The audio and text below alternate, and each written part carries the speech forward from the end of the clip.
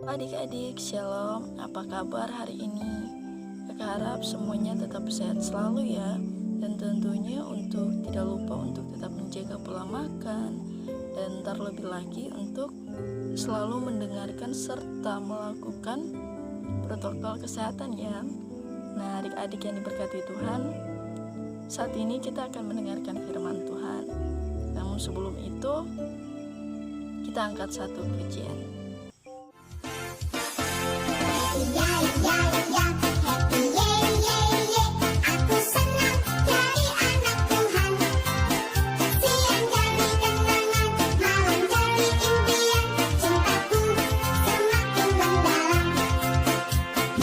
Adik-adik yang diberkati Tuhan, sebelum kita mendengarkan firman Tuhan saat ini, mari kita berdoa. Ya Tuhan Allah, terima kasih karena Engkau masih menjaga dan melindungi kami hingga pada saat ini. Ya Bapa dalam sorga, saat ini kami anak-anak-Mu akan membaca serta mendengarkan sebagian dari firman-Mu. Biarlah apa yang akan kami baca dan dengarkan bersama, biarlah semuanya boleh kami pahami dengan baik dan boleh kami praktikkan di dalam kehidupan kami setiap hari. Berfirmanlah kepada kami Tuhan, karena kami siap mendengarkannya. Amin. Nah, adik-adik, saat ini pembacaan kita terdapat dalam Kitab Kejadian pasalnya yang ke-27. Pasalnya yang ke-27 ayat 34 hingga ayatnya yang ke-40. Sesudah Esau mendengar perkataan ayahnya itu, meraung-raunglah ia dengan sangat keras dalam kepedihan hatinya, serta berkata kepada ayahnya, "Berkatilah aku ini juga ya Bapa." Jawab ayahnya, "Adikmu telah datang dengan tipu daya dan telah merampas berkat yang untukmu itu." Kata Esau, "Bukankah tepat namanya Yakub? Karena ia telah 2 kali menipu aku. Hak kesulunganku telah dirampasnya, dan sekarang dirampasnya pula berkat yang untukku." Lalu katanya, "Apakah Bapa tidak mempunyai berkat lain bagiku?"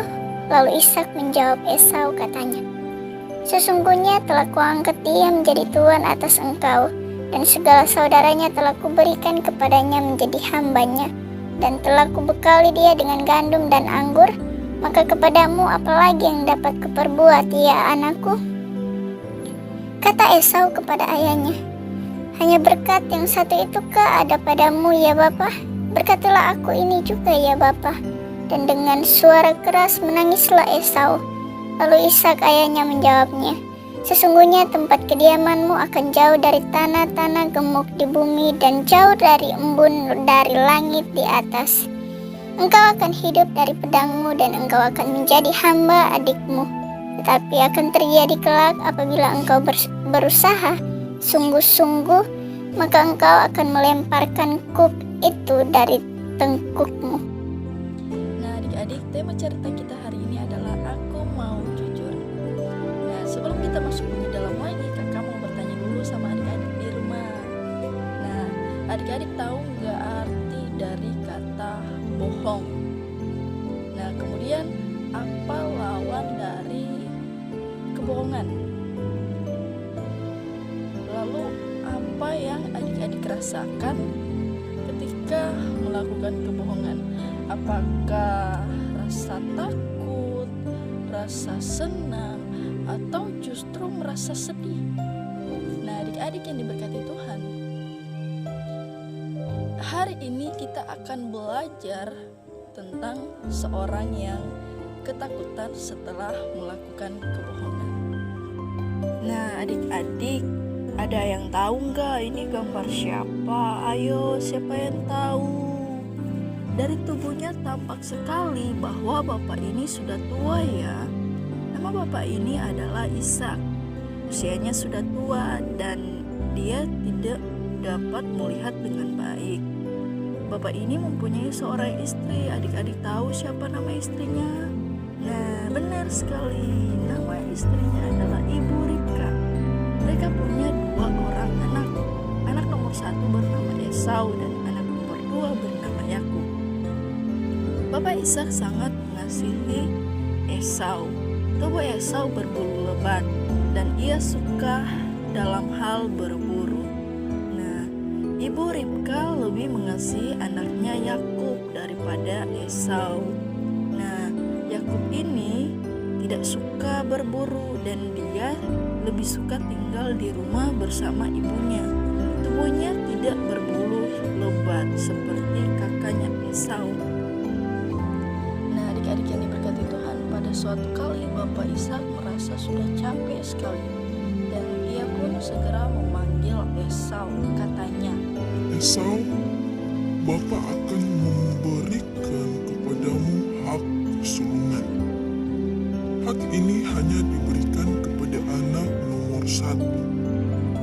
Nah, sebelum kamu mendapat hak kesulungan ini, kamu harus menyiapkan bagiku makanan yang enak, makanan dari hasil berburu di padang. nah adik-adik, Esau ini merasa sangat senang dan kemudian ia langsung pergi ke padang untuk berburu. Nah, ternyata ibu Ribka yang sangat mengasihi Yakub ini kemudian mendengarkan percakapan antara Ishak dan Esau. Ibu Ribka ingin agar hak kesulungan itu menjadi milik Yakub, meskipun Yakub bukanlah anak nomor 1.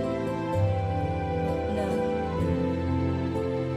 ia pun segera memanggil Yakub dan meminta Yakub untuk memberikan makanan pada bapaknya Ishak.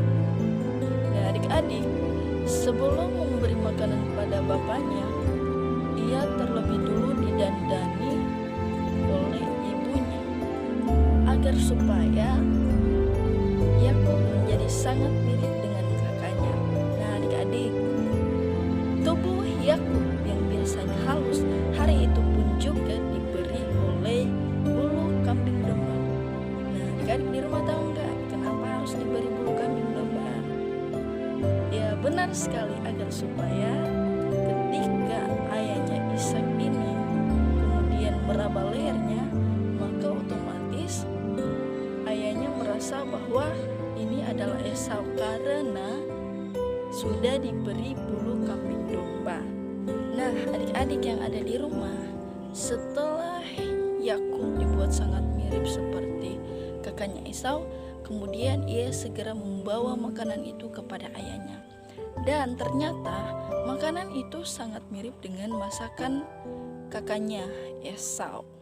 Karena masakannya sangat mirip dengan masakan Esau, Bapak Ishak segera meminta Yakub mendekat kepadanya untuk diberkati dengan hak kesulungan.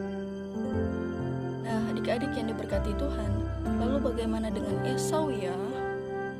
Ternyata setelah Yakub diberkati oleh Ishak, Esau pun datang dari perburuan. Ia kemudian segera memasak hasil buruannya dan memberikan kepada Bapak Ishak. Bapak Ishak pun terkejut dengan pemberian itu, sebab ia sudah merasa makan makanan dari Esau dan merasa sudah memberi berkat kesulungan. Setelah mendengar penjelasan dari Bapak Ishak, Esau pun merasa sangat marah. Ia tidak terima dengan kebohongan yang telah dilakukan adiknya. Nah, adik-adik yang diberkati Tuhan, siapapun yang merasa dirinya dibohongi pasti akan marah. Kebohongan adalah sebuah tindakan yang sangat jahat. Esau yang marah karena dibohongi adiknya, kemudian kemarahan itu membuat Yakub menjadi takut.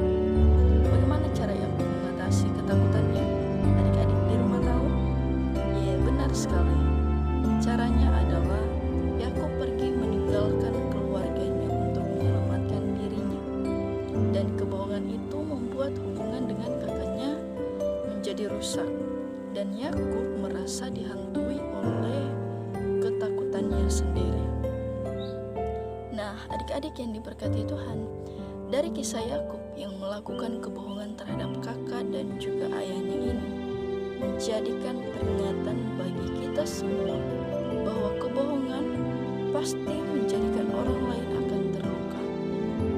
Dampaknya orang lain menjadi marah, hubungan dengan keluarga menjadi rusak, dan pelaku kebohongan tidak akan mendapatkan ketenangan batin.